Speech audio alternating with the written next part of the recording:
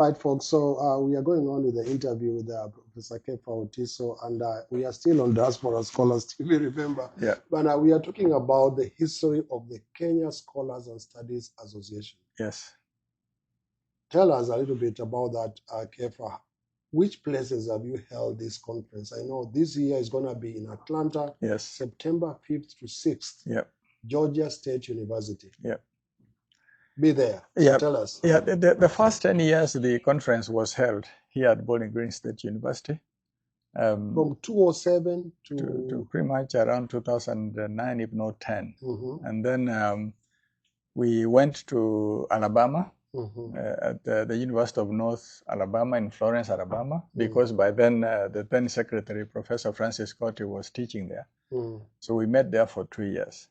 And then from there we went to Atlanta, and we have never left. So wow. So it's been in Atlanta for several years. Yeah, and then there is a year we didn't go because of COVID. Oh, because of COVID. Yeah. But we have tried to find other sites that are as convenient as Atlanta, and there are not too many. Washington, D.C., for example, is a good one, but it's expensive, so we have tended to stay with Atlanta. But remember, the decision of where to hold the conference lies with the executive. It lies with the executive, and we only have one executive at that time.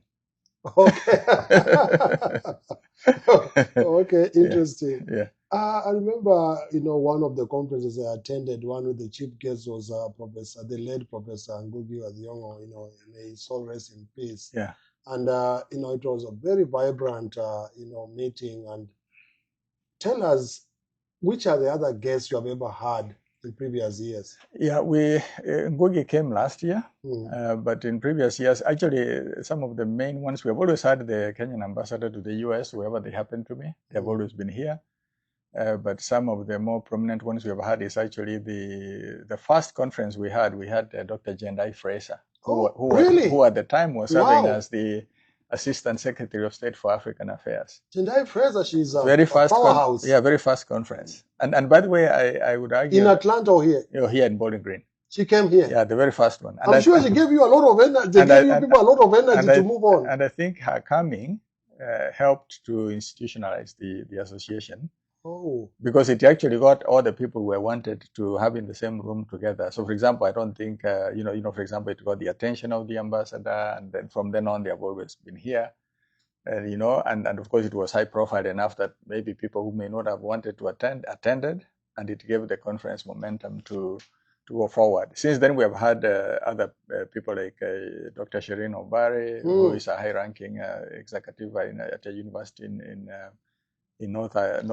She's a great chemist too. Yeah, great chemist as well. In one of the Carolinas, and we even had Dr. George Njoroge, one of the few Kenyans who actually have a lot of patents. Oh, he's in your industry. Yeah. He's now starting a research and manufacturing plant in Naivasha. Yeah. Worth over $100 million.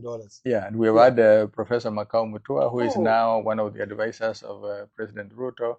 And a number of other senior scholars. Very prominent scholars. Very prominent scholars. Oh, wonderful. Yeah. And this year's guest is the former Chief Justice Bernard Chunga.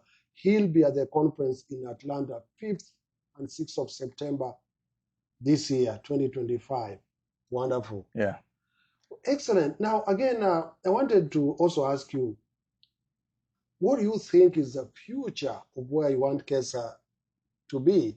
Things that you really want, like, you wish they would happen, there's always, because I've talked to you earlier and you said that every single day you have to take a day at a time, but there is no end to it. It's until your last breath, literally. Yeah. So where do you want to take KESSA?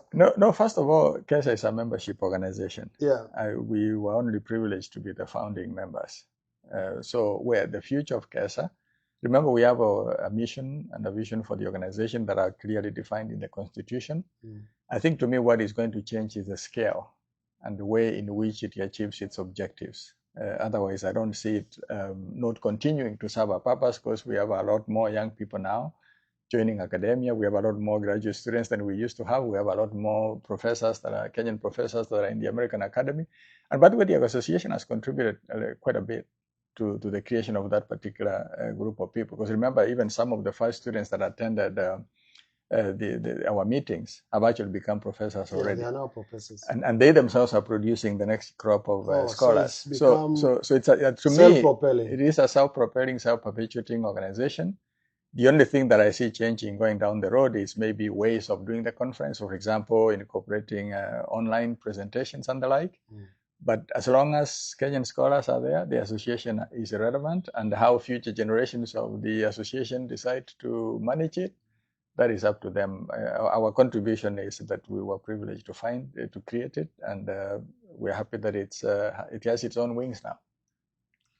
It has its own wings. Yeah, it can fly. It can fly. Yeah. Will you throw me that KESSA t-shirt? And by the way, you forgot that I'm wearing a KESSA hat that I proudly bought in Atlanta last year. That's why I wanted to show, like, this is one of the merchandise on sale, or rather, that we use to promote KESSA, and we are really proud that, so we will have a t-shirt. Yeah, so this is actually the logo of Kenya Scholars and Studies Association, KESSA. Yeah. Very well, nicely done with the, the Kenyan flag colors, yeah. the map of Kenya, simply KESSA. Yeah. Join KESSA. Yeah. We'll put the membership link at the description of this video, particularly the conference link as well. Yep. And please do come. Do come. Yep. And the other thing I'll say, you don't have to present to attend. You can actually be a non-presenter, but you need to attend for the networking and the mentorship that actually takes place at the conference. And remember, some of us who started attending from the first one have actually ended up creating lasting relationships that are proven to be quite meaningful and useful and fulfilling to us. And so it's a place where it's home away from home, especially for the scholarly community. So please join and encourage your friends to attend and make the organization more vibrant than it already is. Wow. I was talking of people who are coming, not a friend of mine, the director of the Kenya National Quality Laboratories in Kenya is actually coming. Yeah. And he came because when he was in Minnesota for a conference, I attended the conference, I told him about KESSA. He sent me a message last Wednesday telling me, like, he is coming. Yeah, no, that's because good. He's so happy at the profile of what he has been going on. He went through the website and he's actually coming to make a presentation at this conference. And it can't get better than that.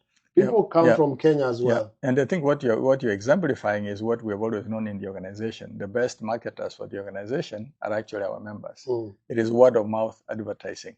It amazes me that even now, I go to, let's say, a neighboring state, and I find a Kenyan scholar, and I tell him about KESSA, and you find he has never heard about it. So it's not unusual. So this is where we encourage those of us that know about the organization, put it on your social media, promote it.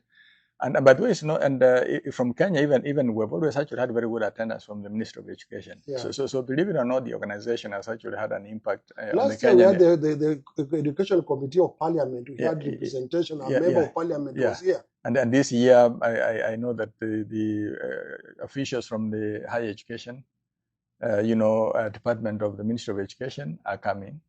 And we have even had actually representation from UNESCO. At one time, Professor Godia was actually Kenya's representative at UNESCO in Paris. And he always came. So we've been actually privileged to gather some of the best minds that Kenya has in this association.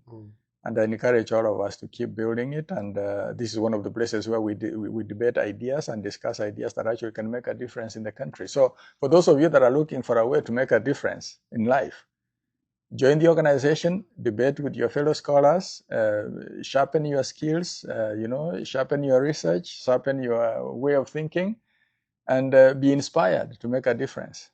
Be inspired indeed, because people who come also include students. Yep. They include students even from undergraduate level, masters, PhD. So this is a place where you can be able to find mentors who have a heritage like you, who are African, and who have excelled in the area that you might be studying. Yeah, Kenyan Americans actually. Kenyan Americans. Remember, kids at this stage are Kenyan Americans, and they are also finding a foothold. The other thing I wanted to mention very briefly, other than the scholars who work in industry, in academia like myself, we have a lot of Kenyan scholars in industry. Exactly. Like yourself. Yeah. And we actually encourage those also to come because they play an important role in mentoring our students and actually showing them that, a PhD doesn't necessarily mean the classroom or working in a university. You can actually be working in industry. In fact, there are more opportunities in industry than in academia. But a graduate degree is actually useful in more ways than one, within academia and outside of academia. So if you know as a Kenyan who has a master's, PhD, but works in industry, encourage them to come as well. We welcome them in particular because they help us to mentor our graduate students and basically show them other ways of using their master's degree and PhD degree. We encourage also members of the Kenya scientists and professionals in diaspora to come to the KESSA conference. You are many of you. We are almost 700 members right now. Please do come to the conference. You'll find what you are lacking right now. The networking opportunity can be more enhanced indeed. And the link that we seek between industry and academia can really be enhanced at the conference. So please do come to the conference if you are watching. And again, like Kefa says, tell other people, put it particularly on your LinkedIn profile. And that way it can be so easy to be able to link, with the future opportunities that are there. And I've seen, and I've also been able to create collaborations with some members of the universities. We were able to apply for a grant with some professors who are in academia. And because of that synergy, it becomes far much easier. It's really, really something that we want to encourage as well. And I think what you're saying is what many people know. The best things in life come from relationships. And the worst things in life also come from relationships. Sometimes I tell people that even heaven you go because of a relationship, and even hell you go because of a relationship. So guys, when we're talking of networking, it's not abstract. We're talking of the relationships you build when you are at the organization. And I've actually seen a lot of people, and by the way, some of them, I can tell you the vast majority of relationships that actually people make at the KESSA conference, we never get to know about. But you do see them out here, people, mentoring each other, connecting, supporting each other. And remember, we're an immigrant community. We need to build our own institutions. We're the ones who know where the shoe pinches. And KESSA is one of the places where we can be home away from home and address our own issues, support each other, mentor each other, and actually see ourselves go to higher levels than we would have otherwise been able to. So you really cannot go anywhere in life without good relationships. It's plain and simple. And so if you're one of these people who likes to say, oh, I'm not a people person, you're kidding.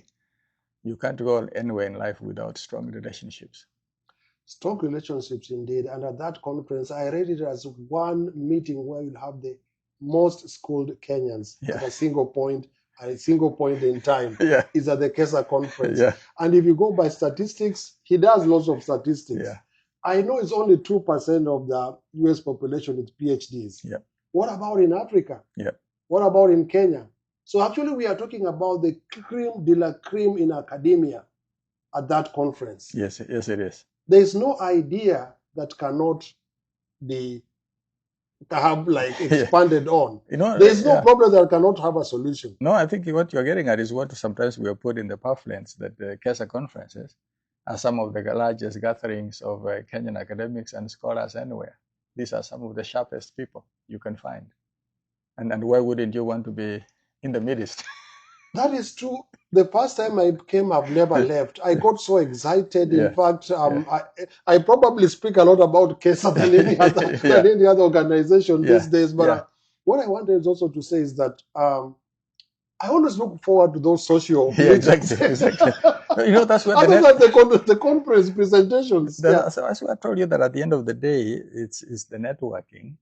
And for me, that's why I said even the opportunity to mentor the next generation, that I stand out to be some of the most fulfilling work that I do. And so for those of you that are in a position to mentor young people, but sometimes you think you don't have time, you're actually missing out. It's extremely fulfilling to mentor the next generation of scholars and young people. So you're not alone in being excited about KESSA. Even those of us who saw it, get created, are equally excited. And by the way, I tell people, I started attending KESSA conferences after I left leadership.